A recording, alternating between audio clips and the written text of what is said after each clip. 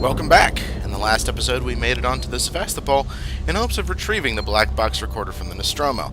Unfortunately, the Sevastopol is falling apart and everyone who tried to get onto it besides me is dead. So there's that. Luckily, I picked up a sensor.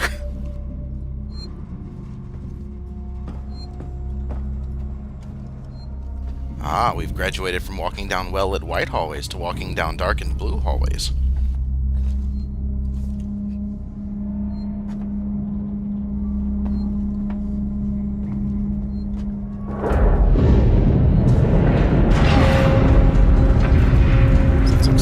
Generator down an elevator shaft. Oh. No, the boxes! They're everywhere! Save yourself! Warning. Sevastopol stability compromised. Proceed to the nearest partial checkpoint and stand by while orbital stabilizers realign.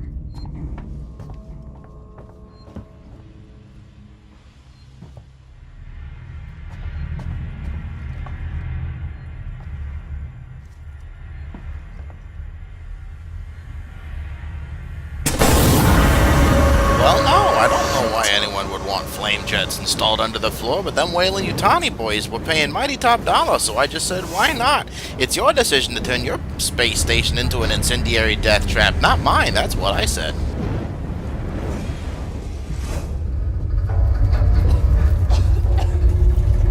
A word to our viewers, vents should not be traversed if you suffer from asthma, or are pregnant or may become pregnant with an alien embryo. Please use vents responsibly.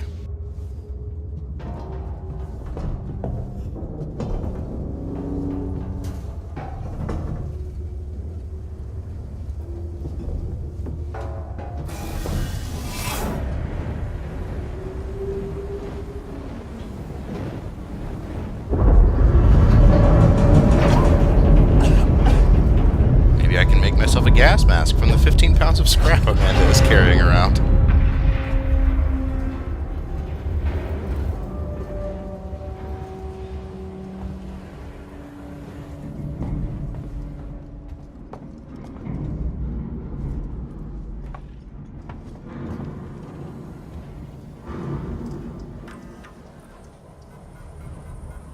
In the future of the past, all computers will have clumsy MS-DOS-like interfaces, which makes me very happy to live in the now. Originally, Alien Isolation was pitched as a heartwarming indie game about a crew of humans and a bloodthirsty alien putting aside their differences and having a bake sale to raise money to save the space station, but this email is the only idea that made it through the rewriting process.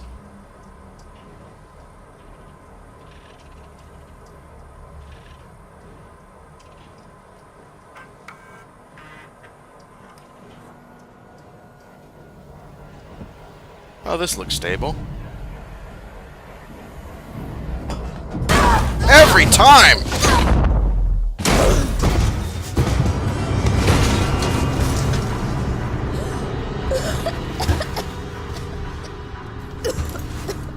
Amanda broke her leg in the fall and died a short time later of infection. The end.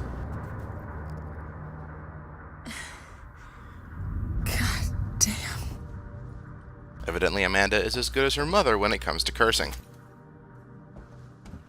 This'll help. She said to no one in particular.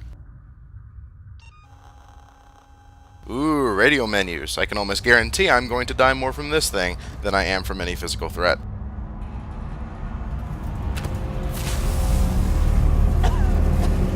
Ah, yes. If by help you mean cause us to slowly die of smoke inhalation.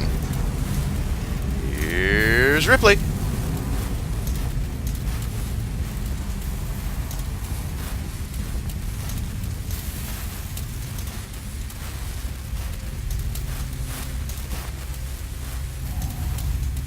Amanda walks pretty jaunty for someone alone on a decaying space station, though I guess if you grow up alone after the last anyone sees of your mother is her disappearing into a cozy space shuttle with 2 mouths McFreudian nightmare, you learn to not let the small stuff get you down.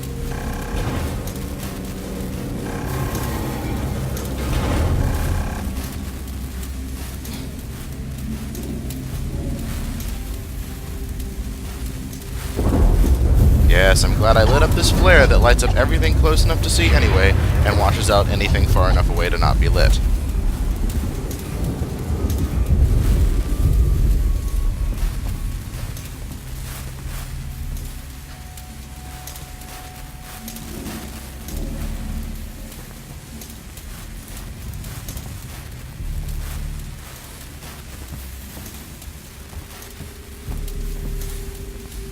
characters will be no shorty. Well, I didn't read it.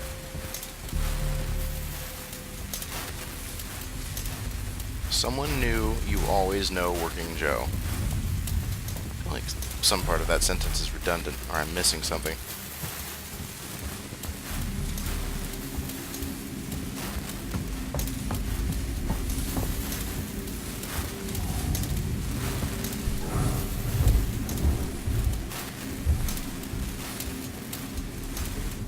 Let me just stuff this lit flare into my pocket here.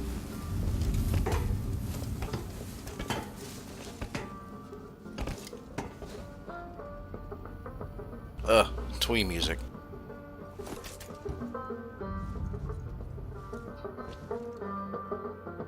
That's enough the books for now, thank you. Actually, it's less creepy with it.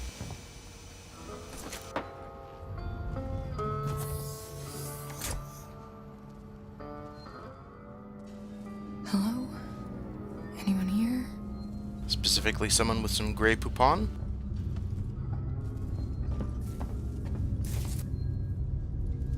I, too, have an oversized model of my apartment complex in my living room.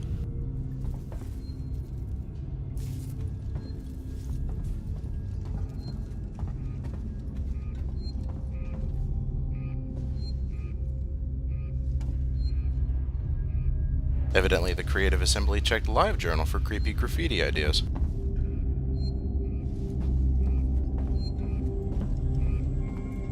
Well, there's a glowing, blinking light and a save point, so it's pretty obvious which one we're going to hit first.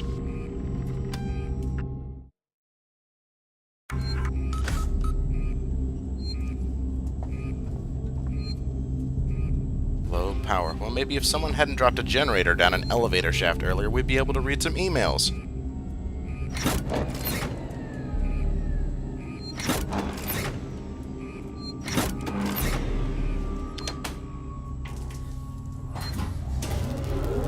I see my Dead Space 2 muscle memory is still intact.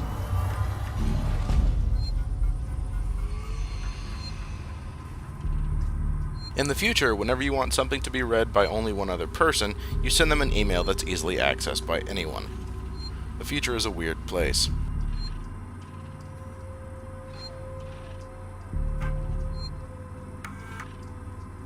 It's been a great run on the Sevastopol. Sure, that part at the end with the sadistic, murderous alien that killed everyone on board sort of put a dampener on things, but we've had some good times, ain't we?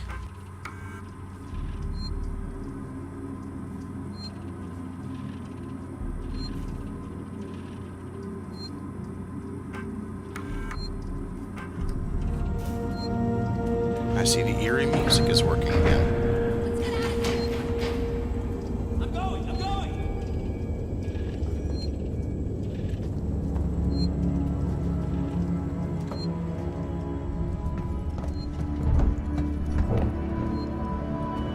Run after the fleeing survivors or explore creepy abandoned hallways some more. Can never make up my mind.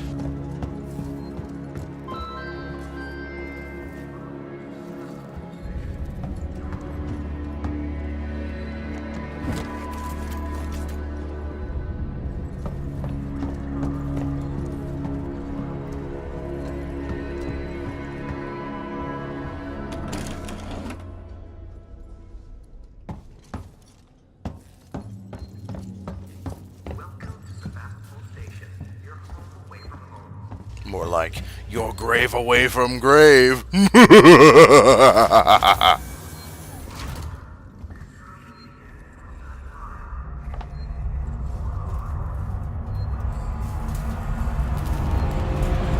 at this rate, we're going to run out of generators by Sunday.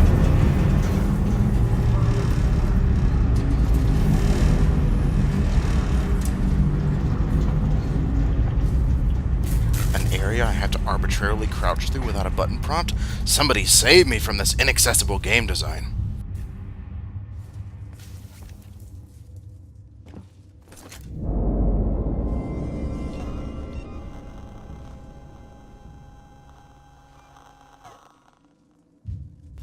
Mash enough random mechanical parts together, and you too can create something that will prevent you from dying if you jab it into your arm.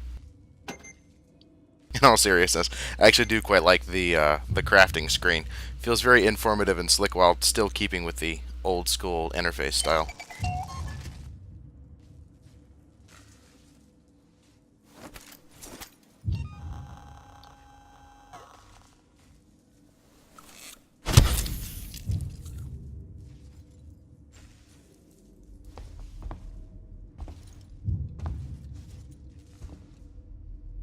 Tomorrow no equals together future.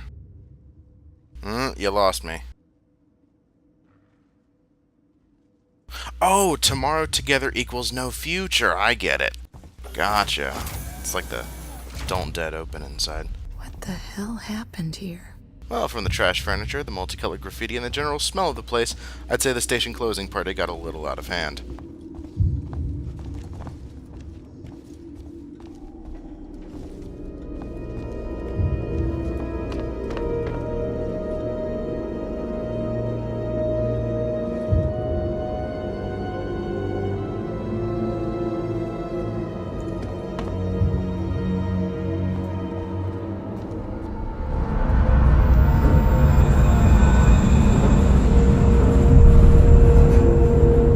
The torrents.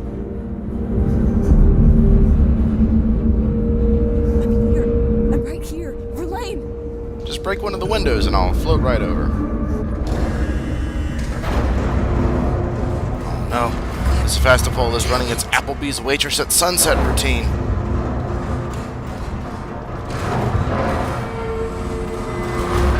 No! Make the gears more screechy. If a single machine on this space station doesn't emit a disturbing noise when it's activated, how can I say I've done my job as a visionary?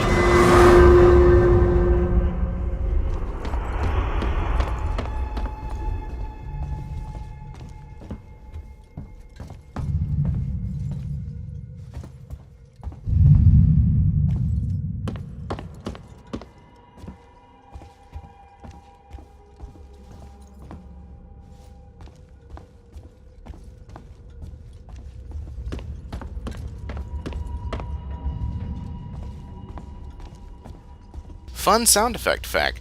A lot of those eerie noises you hear in video games and movies are made by scraping different musical instruments like a drumstick or a violin bow across a cymbal. And now you know.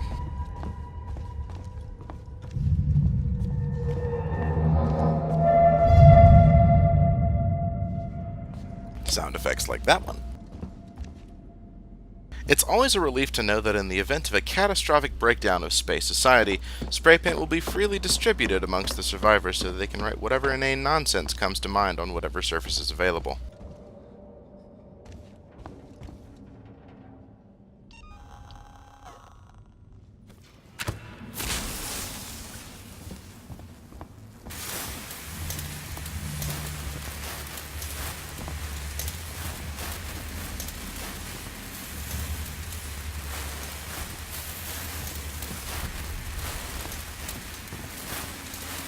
The words of the prophets are written on space station walls, aren't particularly profound at all.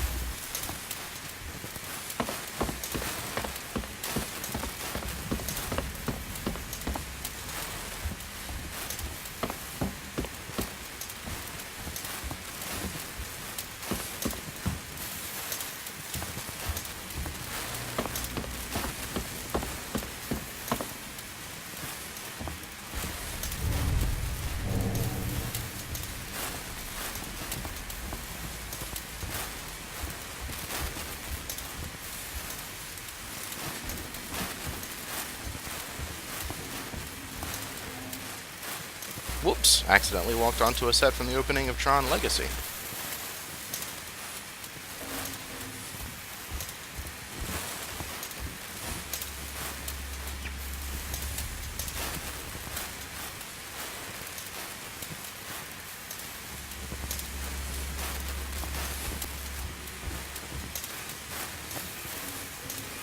Weyland-Yutani is not responsible for falling Samuel L. Jackson arms or Velociraptor attacks before, during, or after the operation of the Model 2000 KJVS generator.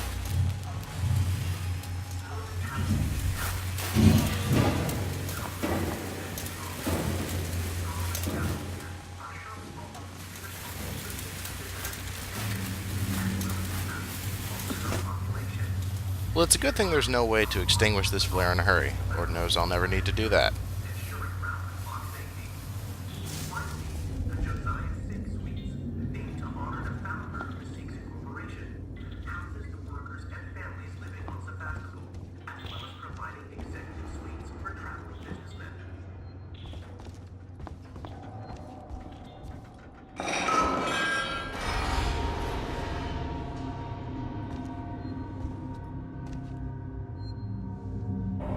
Where everybody knows your face. Hugger.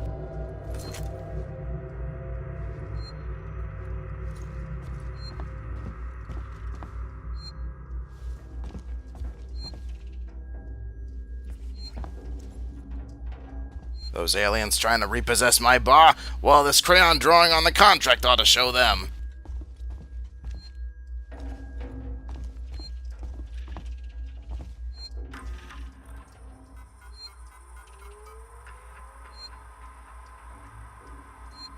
Nobody comes to the Sevastopol anymore. They're all moving on to those convenience stations with their fly-in theaters and 24-hour subways.